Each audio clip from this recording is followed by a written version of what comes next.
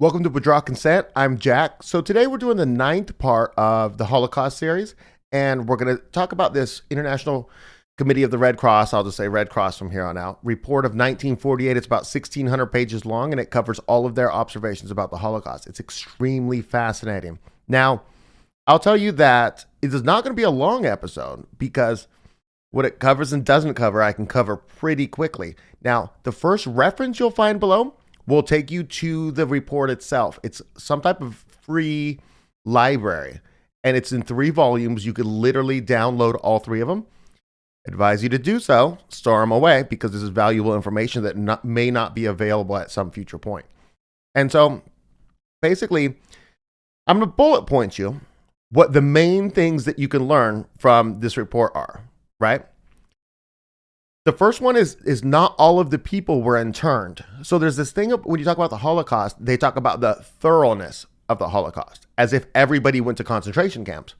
Because in order to get the numbers that high, there had to be no Jew that had never been processed through a concentration camp. And that's clearly not the case because there were all types of places that there were Jews at the end of the war that were not concentration camps. And so that's basically expressed in the report. There's no evidence of genocide, death camps, and systematic extermination. Despite the inflammatory, opinionated language claiming this to be true, the information presented indicates that they were interned labor camps. Also, there are no reports of homicidal gas chambers at all. And we're going to find out that there's Red Cross people in every single camp during the time that this gassing was supposed to go on. And those are the people that compiled this report.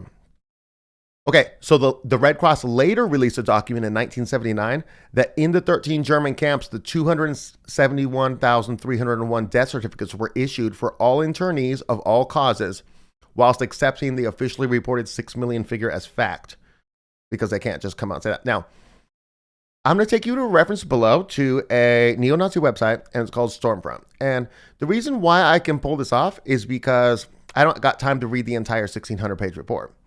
And so I need somebody else to have read it that I can report on, but then I can cross-reference it to the report itself.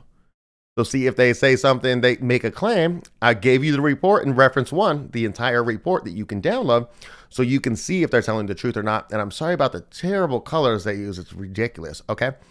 So one of the most important aspects of the Red Cross report is that it clarifies the true cause of those deaths that undoubtedly occurred in the camps toward the end of the war. Says the report, quote, "In the chaotic condition of Germany after the invasion, during the final months of the war, the camps received no food supplies at all, and starvation claimed an increasing number of victims. Itself alarmed by the situation, the German government at last informed the ICRC on February 1st, 1945. In March 1945, discussions between the president of the ICRC and general of the SS Kaltenbrunner gave even more decisive results. Relief could henceforth be distributed by the ICRC, and one delegate was authorized to stay in each camp." And this is basically covering because the Allies caved to the I believe it was the Jewish American Committee and started bombing the railways into the camp so that the death trains couldn't arrive at the camps, but they also couldn't obviously give them food anymore. And anyways, so in dealing with this comprehensive 3-volume report, it is important to stress that the delegates at the Red Cross found no evidence whatever at the camps in Axis-occupied Europe of a deliberate policy to exterminate the Jews. In all 1,600 pages, the report does not even mention such a thing as a gas chamber. It admits that Jews, like many other wartime nationalities, suffered rigors and privations, but its complete silence on the subject of planned extermination is ample refutation of the 6 million legend. So that's their opinion on the website. Incidentally, it is frequently claimed that mass executions were carried out in gas chambers cuttingly disguised as shower facilities. This is the claim made. Again, the report makes nonsense of this allegation. Quote, "Not only the washing places, but installations for baths, showers, and laundries were inspected by the delegates. They had often to take action to have fixtures made less primitive and to get them repaired or enlarged."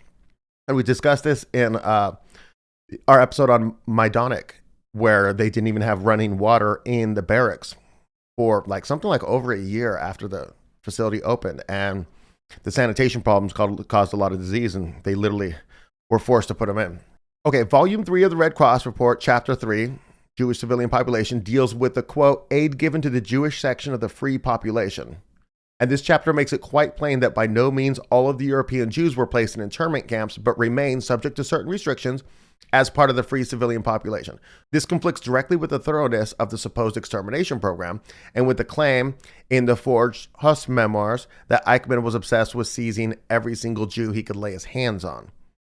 So this is, they're referring to the guy who was the commandant of Auschwitz, and they're claiming that his memoirs were forged. I don't have evidence to support that or go against that. So the last reference below says, the suspicions raised by above numbers concerning the veracity of the allegations made against the Hitler government are confirmed by the official 3-volume report by the International Committee of the Red Cross, released 1948 in Geneva, according to which 272,000 concentration camp inmates died in German custody, about half of them Jews.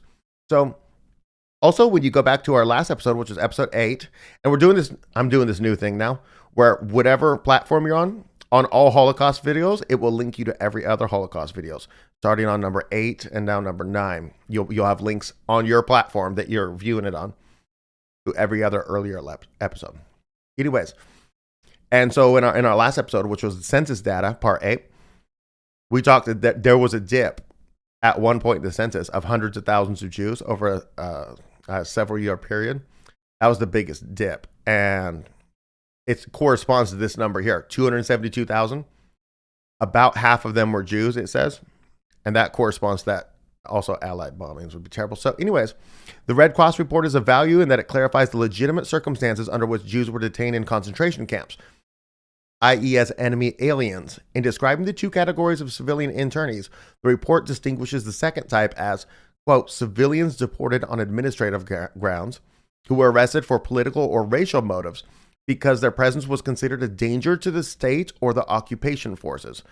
These persons, it continues, were placed on the same footing as persons arrested or imprisoned under common law for security reasons. So on the Stormfront website, there's also this where it quotes from the report, from the 1948 report. I didn't include it in here, but I should have. And they're talking about the situation in, they called it Romania at the time. We're going to just call it Romania. What happened was there was no oppression of the Jews, and it was under German control. So it was considered as a haven for the Jews, and lots of Jews went there, and everything was going great. And then late in the war, the Jews there decided that they were going to rise up against the Germans, right? Throw the yoke off. So then they began partisan warfare, and then they were rushed into camps, interned, shot for partisan behavior, obviously, illegal stuff. And the situation that happened in Romania just shows that if the Jews were just living their lives, they were left unmolested.